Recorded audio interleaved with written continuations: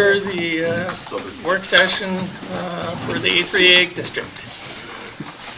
John? Thank you. We're going to run short on time, so I'm going to breeze through these a little bit. So, real 30-second brief history. Thank you, Amy.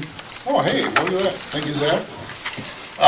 So the council some time ago had directed staff to look at allowing large lot subdivisions and conversations with the Met Council. All of Dayton is with the Metropolitan Urban Services area, meaning that all of Dayton at some point in the future is going to be serviced by regional sewer and water. So the short answer is we cannot have permanent large unsewered lots. They would allow us to have unsewered development as an interim use, meaning that we're preserving land for the future service of the sewer and water, whenever that's going to happen, whether it's 10 years or 50 years. So with the A3 district, again, the intent is the density is 1 home per 10 acres, although the minimum lot size is up to the council. So for tonight, I have 6 questions. Well, I have kind of an explanation of the purpose of the A3 district, and then 6 questions. Let's see. Okay. A3 district, the intent here is that the district is to allow residential development with a gross density of 4 units per 40 acres within the following guidelines. And I'm going to go through these one by one. Can I back you up a little bit? Oh, it repeats. So okay, go ahead. Okay. Yep. So A is to reserve land resources for efficient future urban development. So an example, this is Stonehearth. Yep. This was a project that was done around 2000, I believe. Half-acre lots with a large open space. B is to identify land characteristics required to support future urbanization. So the example here is this is our ultimate sewer map. So the assumption is whatever development that we allow for unsewered development, we're assuring that that project can be serviced in the future. We're not being a roadblock to future urban development. C is to allow no more than 25% of developable land in a project to be developed, reserving larger future urbanization parcels. The example here is Wildwood Springs, so I don't know when this was developed, but it was platted with a ghost plat in mind once sewer and water becomes available. So on this map, there's a few lots that are outlined in red to provide an example of, here's the parcel with, whether it's 2 acres or 5 acres, is showing how it could be subdivided into multiple lots once sewer is available. And this is probably the best example that we would have of what we're trying to do today of what could be done in the future. So is this really just say we need a ghost plot? Yes. Okay. Could impact having a maximum lot size as well that we haven't really talked a whole lot about. If we truly want to preserve 25%, we're capping at that. D is to protect future urbanization parcels with temporary development easements or agreements, easements, and deed restrictions. And so here the question is if we're trying to, you've got, just say 40 acres. You have 4 houses on 40 acres. Is it 4 10-acre parcels? Or is it 4 lots that are, whether it's an acre or 2 acres or whatever that minimum lot size is, and then we reserve the rest of it for some future use? How do you reserve that? Is it a conservation easement? Is it a deed restriction? With Wildwood Springs, I don't believe there's anything that I'm aware of. No one was here when that was platted. Then E is to provide for the rezoning of the future urbanization parcels to residential zoning classification at densities consistent with the Met Council policy at that time. So right now, the density that the Met Council gives us is 3 units per acre. That will increase to 4.5 with the next 3.5. 3.5 at the 2050 plan. So the example here is the aerial photo on the left was, I'm gonna say 9 to 10 acre parcels at that time, and then how those houses showed today, at 3 units an acre. It's probably less than that. That's the idea. Okay, 6 questions. Number 1, is this the right area?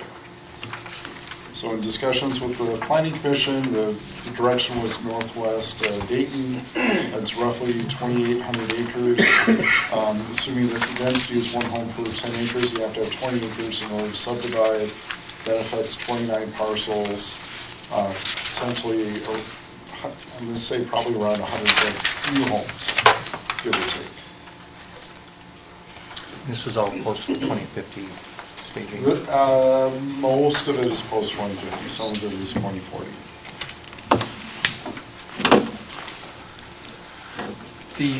I was the one that suggested pushing it a little bit further east, but now that I've been thinking about it more, I'm starting to wonder if that was a good idea, because Dayton Parkway is literally right on the eastern boundary. And granted, this area is all guided, low-density residential, but if there's an area that potentially could become a different land use in the future, it could be what's right along Dayton Parkway, depending on what Dayton Parkway. You're saying that bump out? The bump out, so it go from, Yeah. yeah, Just goes Zanzibar. not right just, up? yeah, not, or even maybe on the other, between, The planning commission's direction was Yeah. Dayton Parkway. We don't have an alignment through that section, and so Yeah. it kind of follows Zanzibar and then it follows the property Right. lines. and that area is gonna be a challenge anyway, because there's no roads. So Yep. it'll be hard to cluster development, you can pull a road in, it will be. So you're saying to pull that bump out back to Zanzibar? I think so. Or back I mean, the towards- idea was to put some tillable land in it, so if the market wants it, at least we have land to do it, but Yep. it also might be more difficult down the road if that use becomes different once the road's through. Yep. Well, and according to this, there's only one property that would qualify anyway. And that bump out. Yes. I think that technically Dayton Parkway's scheduled, it would be these 3. It'd be this, well, again, we don't know the exact Dayton Parkway alignment, but what I've seen is there's that house here and that triangle, it shoots right through it and comes down here.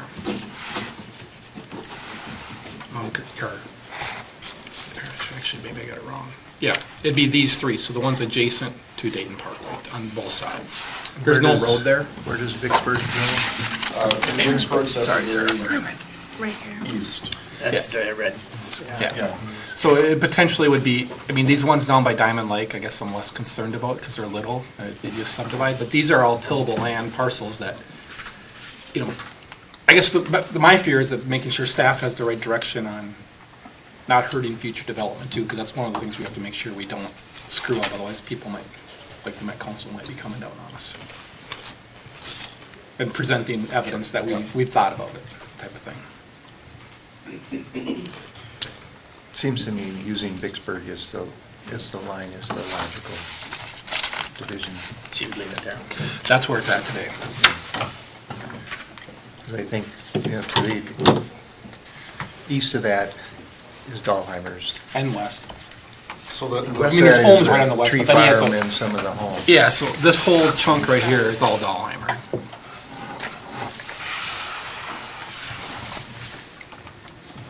Up to the line. So Vicksburg is over here, Yeah. Zanzibar's right here.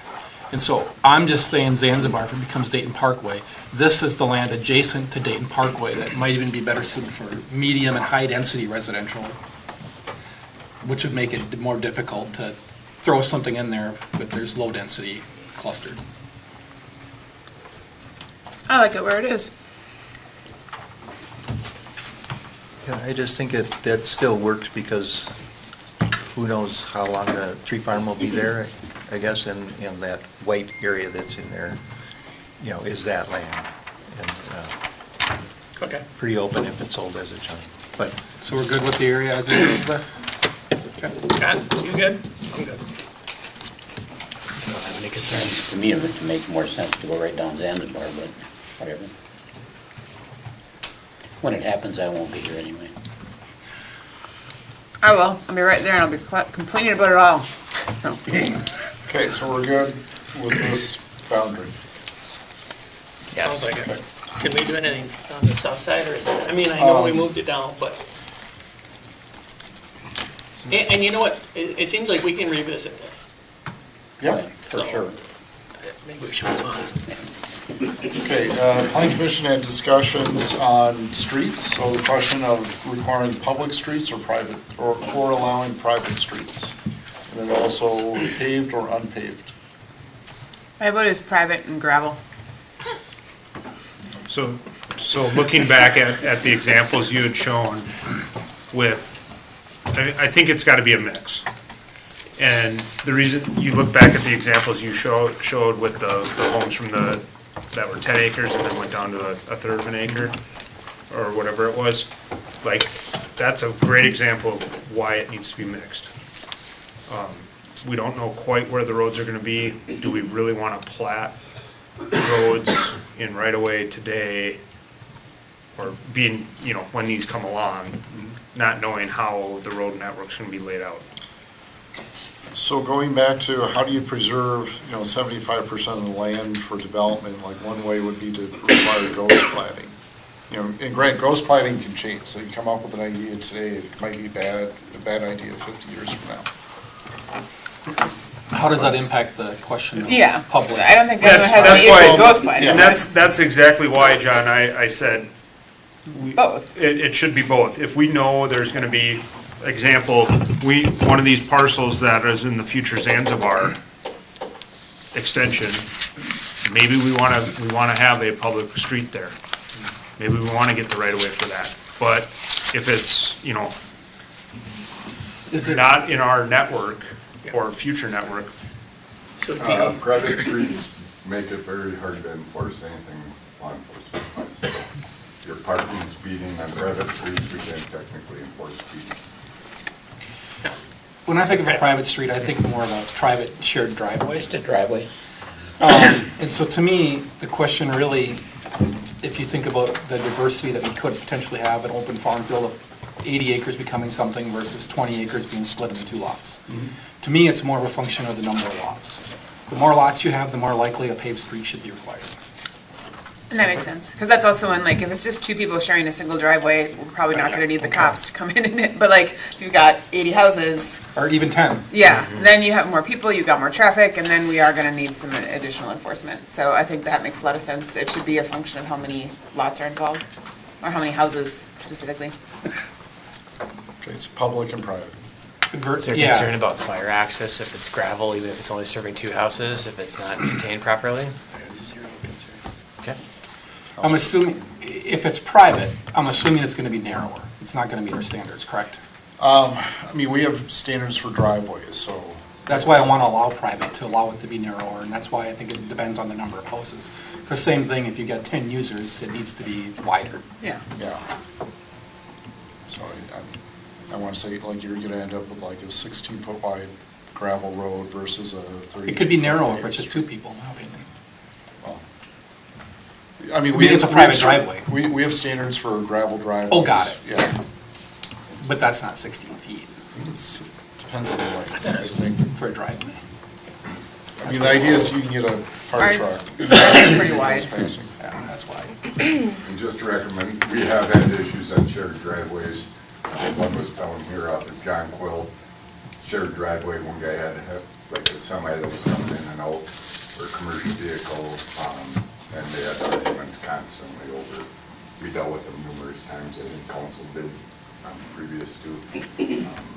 So just to be aware, if they're touching at the end and they're shared yeah, you're always gonna have issues. neighbor issues, and if they have a shared driveway, you can have neighbor issues, but I think we should be a little more strong about telling them that it's their issue, not ours. But this, otherwise we end up with 16 feet driveways, That's a lot. and, yeah. So public and private. I think it leads into the next question, though, before we wrap this one up. But I think you need to think about how you're going to put that in the code if you can codify it. And like, if you need a number of lots, then we need to talk about what's that magic number, and I get it's subjective, but Well, can we just mandate these be PUDs? assuming we can meet the public benefit to everyone's satisfaction. But I still think it's good to have guidelines, because otherwise it seems, so I would say like, The problem- once you pass 5, you need to have a public, I think we need to have an absolute, at this point, it has to be, you have no choice. And at this point, like 2, it can be private, because you got 2 people, you would hope 2 people can work their shit out. If it's 10, you're past that point. In between 2 and 10, maybe that is where it's What if negotiated. it's 5 and they're 1,000 feet apart? Yeah. I just, I don't know. Think of, for example, with a PUD, though, we should just punt on it. So Otherwise, we're stuck. Go ahead. Is it, I mean, do you write it, because you said if it's 5 and they're 1,000 feet apart, Yeah, are we preventing them from doing a shared driveway? Or at 5, or the public, at 5 or more is when it triggers they have to be public? Right, you know what I'm saying? I would discourage shared driveways no matter what. I would prefer that if you're having shared private driveways, it's limited at 3, just from what I 3? know about other Yeah. cities. But that doesn't mean it's right for our You're city. limited, yeah, that's where I was going, you're limited to 3, but that doesn't preclude them from doing each individual Longer driveways. longer Off on of the 3 main of other them. road. Yeah. And the reality is, no one's gonna be people are gonna be minimizing the driveway lengths. Yeah. Because they're Unless expensive. they are ultra wealthy, and if they're ultra wealthy, they're not gonna, Right. they're gonna buy the whole 80 I was acres. gonna say, they're gonna buy all the acres and do what they want anyway. Right, so, So shared private driveway is limited to up to 3 parcels, and beyond 3, then it has to either be an individual driveway and or. well, if we're gonna have a code where there's a PUD option, I think it's easier to put a number in there, and then leave the option for a PUD. I don't think Then it going. really to- is a guideline. I don't think going PUD is the right answer for everything, and I'll get to more of it later, but I think it's better to think about this as, here's the ordinance, and maybe we can come up with some exceptions in the PUD to make it work if it's not meeting that. Okay, sure. So private streets up to 3. And gravel. And we're gonna have to, whatever we decide, like, we're, as we go through some of these projects, we'll have to adjust to it and Yeah. figure out, this idea didn't work. You know, and paved versus gravel, same thing. It seems like once you become public, I would prefer paved. Yep. I agree. And obviously, they're gonna cap the length once that happens, but that also helps preserve land for future development.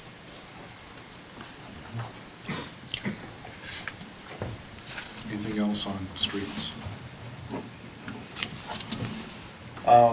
Minimum standards, so starting with the lot size.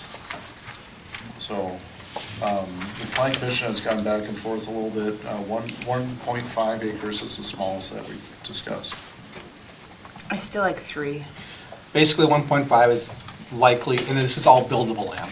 Yes. This is the minimum to probably meet, septic design with a backup septic for a larger home. So I generally prefer the larger lots, but I'm just thinking of places, where the topography is going to dictate what can be carved out of it and built on. Or if you have a 20-acre parcel and one's 1.5, one's 18.5. That's Right. meeting a lot of good needs too, but it's more how it works out and lays out, actually, Yeah. like you said, with topography. Just seems to me to be, we need more flexibility because of the terrain and things that can come into play. And maybe that 1.5 has got 14 acres of wetland behind it. That it's not really a It's little. not really 1.5, it's, Right. all that space. So what do you? Any So I'm okay with the highlighted column. And just to be clear, that's net acres, so that's 1.5 of acres of high ground. Yep. Is that consensus? I prefer 2, but if I'm outvoted, I'm outvoted, but I prefer at least 2. Okay. Any other thoughts from the council members to make sure John has the right direction here? Or questions? I'm fine with 1.5. Yeah, I think. Lot width, 160 feet, that's in there because it's twice the 80 feet for an R1 district, so the assumption is you just split it in half. Well, that's the assumption, but if they build the home right in the middle, They're bad. yeah. then- Or they were intentional. Or intentional, right? Well, then we They're bad can't, if they then we don't can't split. assume they're gonna split. I'm okay going smaller, personally, versus bigger. More because they're gonna be making choices on how they lay it out. I'm more concerned about making sure we have lots that can someday present a way that if we were to orderly develop it and show to the Met Council, hey, we thought about it, ghost platting. Like, it could be long, narrow lots, as long as they can show a ghost plat that, hey, someday this guy gets to sell off the back portion of his property. I could care less. I mean, it might be that you have to have 2 large lots to make. Yeah, you the know, assemblage will have to happen Yeah. if you do it that Some way. assemblage, yeah. I wouldn't go like a ton smaller than 160 though. Like, are you saying like 100 or? No, I was thinking 120. 120? And reason being, same thing as if they actually put a smaller home on it, you could easily split that into today's lot standards. Because when it becomes something else, it's more likely to come 50 and 60 foot wide lots than it is 80 foot. Yeah, Yeah, that's true. Are we leaving, but on the other token, are we leaving enough space there for them to, if we're saying 160, and are we leaving enough space for both to divide and put in between? I think the division's more going to happen in the rear of the lot. I don't disagree with you, Yeah. I'm just, What are you thinking? Are you thinking bigger? yeah, Bigger than 160? yeah. Because if we're thinking they're gonna split it in half and take half from one parcel and half from the neighbors, and they put the home on, dead on center, is there enough room there? I think of the example John showed up there in Nature's Crossing that had, how it went For from wedges? 6, it went from the left to the right. Yep. It didn't matter. Yeah, it went behind there. And all the houses right along, God, what's the road? Zachary. Yeah, Zachary. I mean, they were their original homesteads, and God, they have to be, what, 120 foot long? So we just took the back of them. I guess, yeah, something like that. They're larger lots. Yeah, they're wider lots. Standard quarter acre Yes, lot. they're wide lots with wide ramblers. Your argument is that they're probably not gonna split it down the middle, it's gonna be split front to back. Yeah, and ultimately, because that's where the biggest access burden is going to be on staff first, because they evaluate it, is understanding how does this present if we have to check the boxes of all these little things. This development we're looking at on North Diamond, what's the road on that one? 200. I have a feeling most of these lots will be bigger than what I said. Probably, Yeah. but I kinda think 160 seems. But if we're going to have 1.5 acre at a minimum, that's where I was thinking, Getting 160 is gonna be difficult. yeah, Yeah. yeah. With a 3-to-1 lot depth, that your width would, or your depth would be 3 times the 160 to get to the 1.5 acres. But the 1.5 is buildable, so the actual is probably going to be bigger than that. Most sites are pretty all buildable. Not all. Like think of a big farm field. Yeah. It's all buildable. That's how you get that drain tile when you're flooding your basements left and right. I mean, I'm not against the 160 or going bigger. Yeah. I think that when the market's going to dictate it, so we're probably spending a little, meaning like, it's more about showing what it might become in the future, which is subjective to begin with, than it is this number here. Well, so, yeah. I just don't want the 160 to preclude something from Yes, happening. that's why I was leaning towards smaller. Okay, where are we at? Go right in the middle, 140.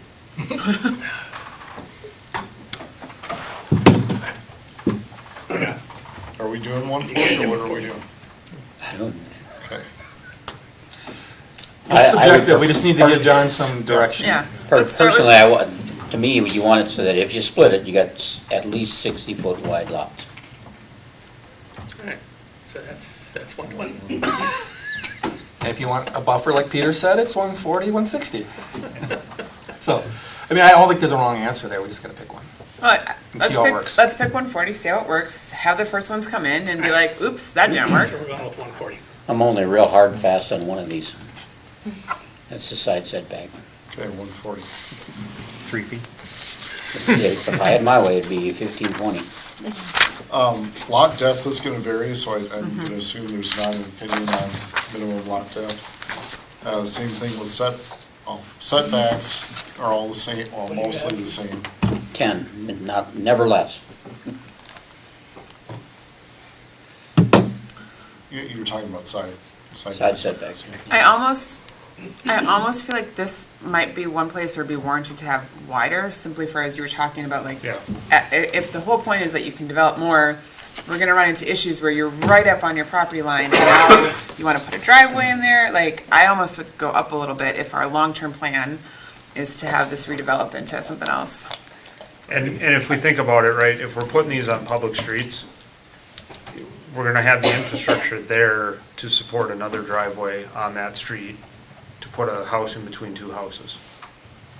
We're not gonna have to build, it's gonna allow that future development to happen there instead of cutting around and doing a bigger development like Nature's Crossing. It might allow one or two pop-up to go. So help me out with the 10. Like if you're an R1, you'd already, that's the setback 10. So if you were building on a bigger lot, if you choose to go up, right up to the lot minimum of 10 feet, you're just choosing to shift your house all the way to one side of the lot. And you're making that choice probably because you see value that maybe you can sell off a future lot someday. If you don't care, most people would probably put the house closer to the middle. Yep. And so to me, I don't know if the 10 matters that much, because it's more giving the people because that's what things are developing at anyway, our current standard anyway. Where the side yard setback is really going to come into play is when someone wants to put in a shed or a garage Well, and after they built their house. They gotta figure that out when they build their house. I don't, but I don't think we're gonna see, I mean, the difference is in R1 and R3 today, we're seeing commercial builders. Or big box builders, right? Nationwide. I don't think we're gonna see that here. Correct, and that's why they'd probably go further away from the 10. No, so these are gonna be custom homes, and you're gonna get people who are gonna build 10 feet off of each lot line because that's what they want. They want that big, long house, because we're giving it to I them. don't know if I'd see that happening. I follow where you're going at That's, that point. that's what I'm afraid of, and that's why I would suggest we curb it with where we can. What do you mean curb it, go up to 20? Just, well, if we do want them to be able to divide off the side yard, yeah, we do require one. So if we're at larger 140 lot width minimum, setbacks. Yep, and you took 10 off each side, that's a 120-foot wide home. That's big. That's really big. Expensive footings. I mean, it's footings. a 8,000, probably an 8,000 square foot home. Not saying it might Yeah. not happen. right, That's big though. but Very rarely. But you put a 4-car garage on a house and you put the garage next to the living dwelling instead of in front. It doesn't take long to get that length. Yeah. And you're not adding your footings are the same size depending on how you're doing it. What do you want to set it for, or what are you thinking?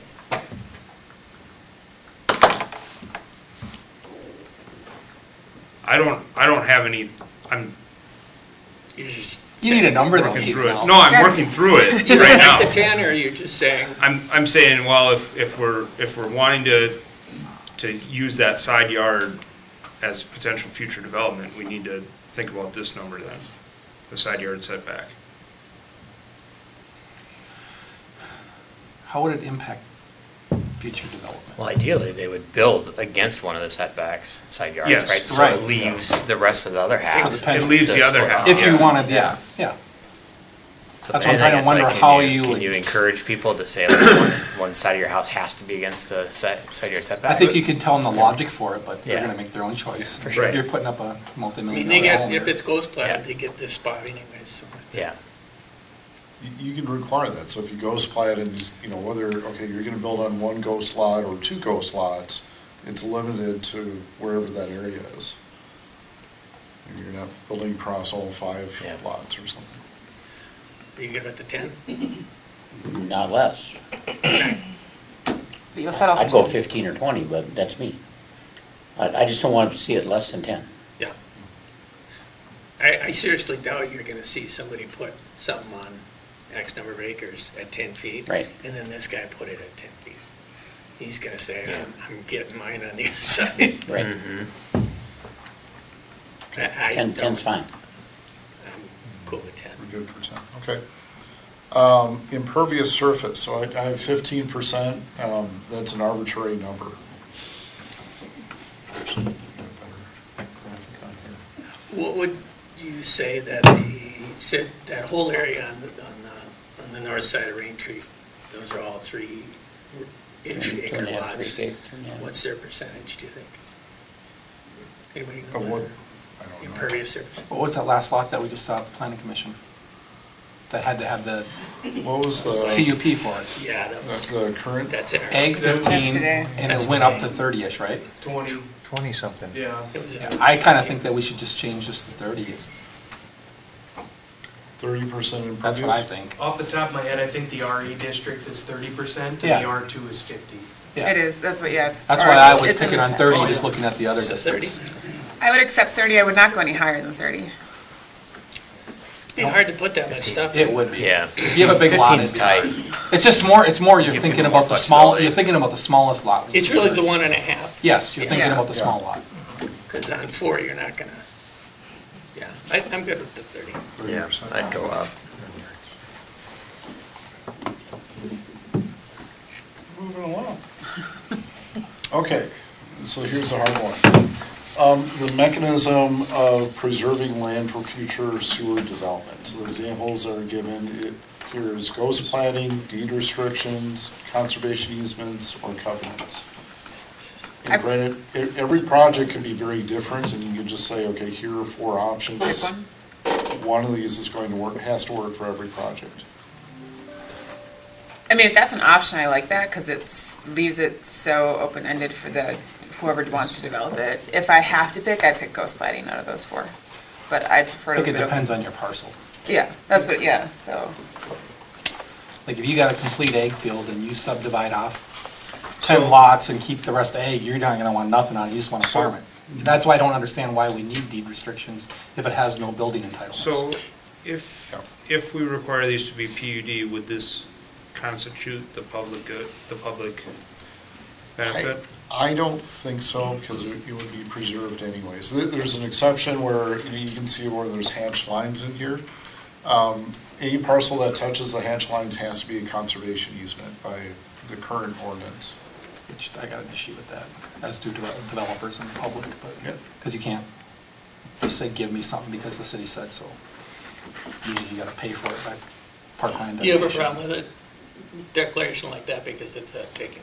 Yeah, it's taken. I agree. So, from that standpoint, it could meet the public benefit. Yeah. Even though we require it, we can't just take it, but to meet the public benefit and they give it to us, that is a public benefit. And the ghost plating with future roads would be a public benefit. If they got it right when it came time. sometimes getting it wrong is also helpful. I don't think it's gonna be difficult to understand whether it's right or wrong when we do these.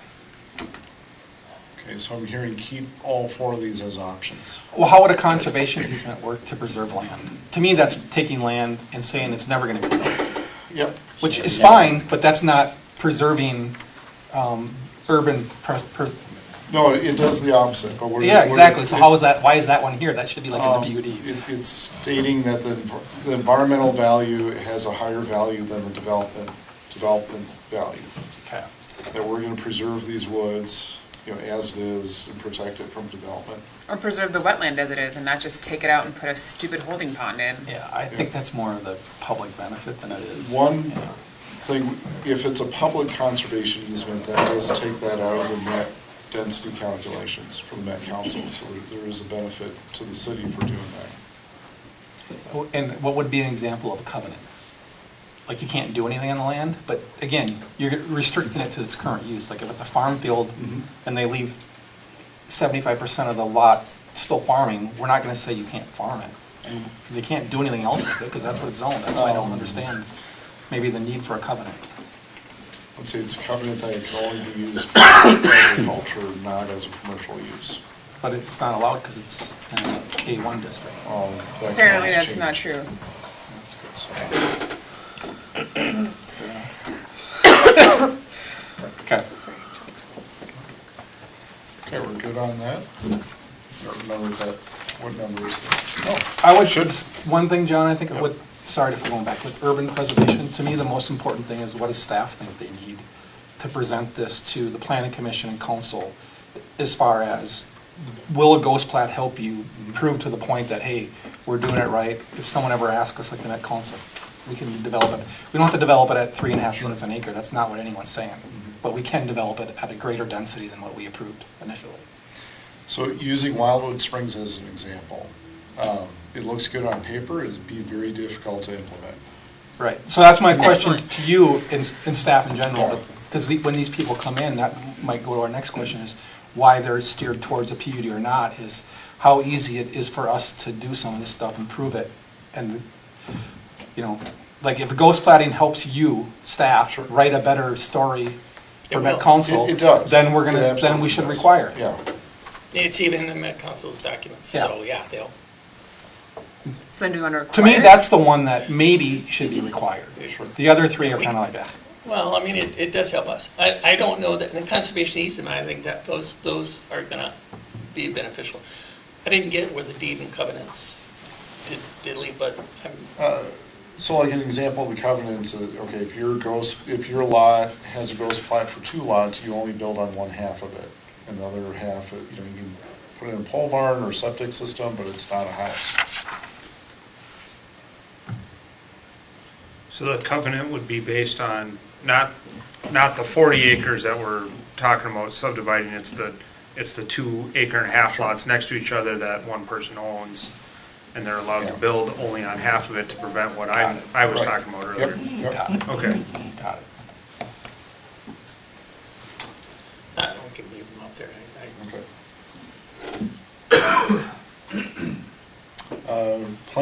PUD or not a PUD? So again, with the PUD, there's flexibility in lot sizes and dimensions and all that other stuff. There has to be a public benefit to it. And this is probably more trial and error as we review projects. To answer your question, should it be required? I don't think it should be. I think we should write the code like it's not, but I think it should be an option. Just like any other, Yep. And it can be. I'm cool with that. Okay.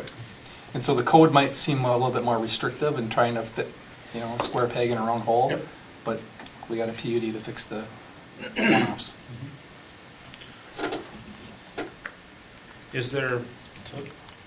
Is there a reason where, like, back to like even the number of homes, we have 3 homes with the private driveway versus public, is there a number where we'd want to see a PUD? I think the PUD is so unique, like you could have a 20-acre parcel that's only becoming 2 lots, and because of topography, whatever features we want to preserve, that you might be able to meet the public benefit just like that with things that they can do, and it's like makes complete sense, even though it's a gravel driveway and 2 lots, and like conservation easements could really come into play because to protect certain things, if topography and wetlands are. Yep. Okay, I've got all my answers. That's a wrap. I still want to get back to the original, what is with the 10-acre thing? I would really like to know where that's coming from. Because you know and I know that we talked to the council and they have nothing as far as Why? how they can jam it. Density of 10? Yeah, because, if somebody came up to us and said, I got 5 acres, I want to split it. Why would we have a problem with that? If they can make it worth just as we're talking here. And the averaging thing, I don't understand that either. Their initial document, that wasn't in there, the Met Council's document. So they just said, figure it out so that you can ghost plot it, and 2.5 acres, has X number of lots on it, so. Sure, so within the MUSA boundary, metro-wide, Met Council supports 10-acre lots as a minimum lot size. There's a butt coming. And in our discussion. We go round and round on this. Ray, you want to know where the 10 acres came from? I want to know where the state statute or where the hammer is. And I've never been able to get that in the 8 years I've been on here.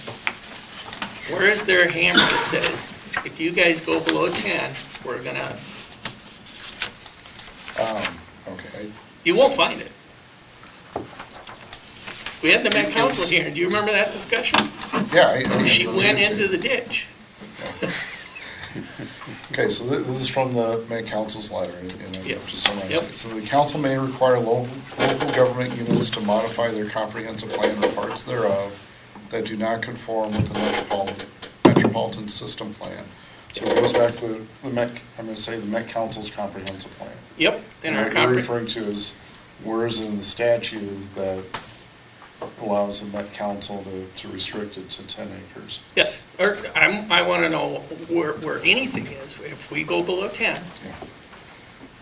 why is that a violation of anything? And the conversation we had with the Met Council was, well, she said we were in compliance with our comp plan, except then she walked on a path that made it clear that she, for lack of a better term, was in the ditch. She said she was referring to an interim use plan that doesn't exist today, Right. but that's what It'll she be an fell back exception on. for us, yeah. So if we have somebody that has, say, 5 acres, or let's say, What about me? I got 18 acres. well, One lot. Why can't I split it? Exactly, that's her question. yes, so that's where I'm at, that lot. Or a 5 acre lot. I mean, there's one not far that the guy's been asking, why can't I split this thing? I don't understand why we have a problem with that. And I know the Met Council didn't like it, they won't like it. Don't care, Okay. because, I'm playing a little devil's advocate here, Dennis, but no way. if, yeah, I figured. So are they. If you had a bunch of lots, if you had a bunch of people split 5 acre lots. Yep. I think it's gonna be a bigger burden on is. staff to understand, what are we maybe jeopardizing in the future? Yep, it will be. I agree with that. But that guy with the 5 acres gets to split. And if it's a choice between, this is gonna be more work or they got this freedom, I'm there. I just think, I'm nervous about more work for our staff to get it right, meaning that, did we really think about everything 10, 15, 20 years from now? well, and maybe we set up guidelines that say, here's the trunk lines, don't block them. And But the maybe- trunk lines are a little arbitrary. They are, Not and that's why I'm that not too much. worried about blocking them. But I just think that this focus on 10 acres is gonna derail a lot of this stuff, so. I don't know where it's coming from. That stuff across from, the whole, is it Wildwood Springs, is that the whole place across from Raintree? Northeast, yeah. It's functioning just fine. Yeah, And they're on 3 it's acres. probably always gonna be that And way. it's probably always gonna be there. They did ghost plot, but there's no incentive there to, Right. Well, it's cost, so we do have a landowner that wants to subdivide it, what's stopping them is the cost of the sewer trunk Yeah. fees. yeah, I can see where that'd be not cheap. So it's $30,000 in fees and $10,000 in escrow, and you have a So- lot that, So I have a problem with the averaging 10 acres. I just don't understand where that's coming from, and it keeps being hammered on us, and I'm like, I don't know where this is coming from, I don't like it. Just to be clear to the other council members here, is when this came up at the planning commission meeting, one of the things that I pushed back on was, I want direction from council to do something. If we're gonna do something less than 10 acres and get creative, I want direction from council, because you guys need to figure out how we can do this, because we're kind of trying to appease the Met Council, what staff's saying, so you guys are the ones that need to drive if we're gonna do anything less, and then we can figure it out, give suggestions. I would like to go less than 10. Yeah, you guys need to figure out if we can legally do that, I because just I think think there's a question out there, and that's If what we we need to can, answer. if we can make what we just talked about all work, sans the 10 acre thing, the averaging 10 acre thing, I'm What would good. you average to, maybe? Why do we have to? Why do we have to?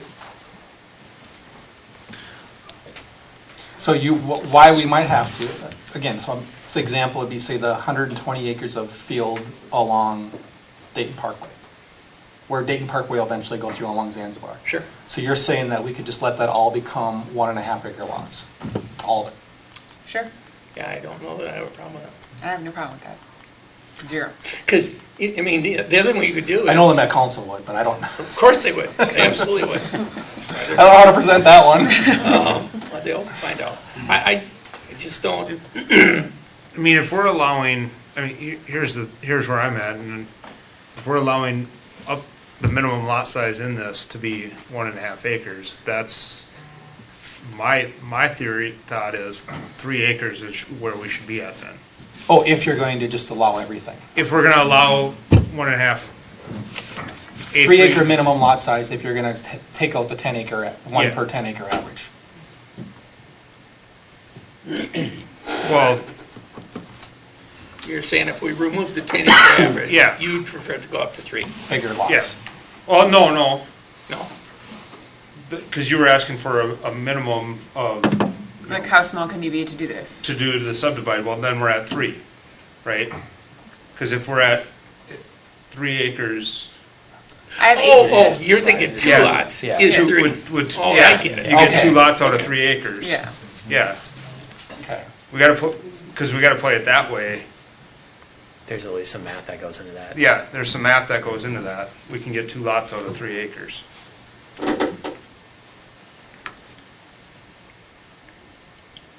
We're at 629. Yeah, we are. Yeah, well, again, I would just say that that is something that the council really needs. It's one thing to say, yeah, let's do it. It's another thing to make sure you guys are all 100% on board with the potential legalities of it or So I think- non-silence on it. Sounds like that will still be up in the air. I have Is that what I'm hearing? direction to bring forward an ordinance amendment to the planning commission. I'd prefer not to hear it unless we know what council's direction is, because what's the point of it? That answer. Yeah. Well, the rest of it is The still. rest of it's good. The rest of it's. Yeah, I think I personally, I follow what Peter's saying, but I personally would probably up the minimum lot size if we're going to just say, To not average 10. yeah, I personally would up I it a average little 10 bit. and up. Up it to 3. I'm okay with that, yeah. Okay, the one, I could get behind that. I like 3 that's in the not first gonna make it place. through the Met Council. What do you mean through the Met? So we're back to. We don't even need to talk. Why You do don't need to talk to the Met Council. Don't even call Why? it. Don't call. Just do it. It Walk requires me a through this. comprehensive plan amendment. No, Why? no, it does not. No, it does not. No, it does It not. does. Why? Come back to me and at the next meeting. Explain And why. explain why, because if we're still guiding this land for identity. So timing wise, the intention is still this is going forward to the planning commission in March. Okay, thanks. I don't want you following over.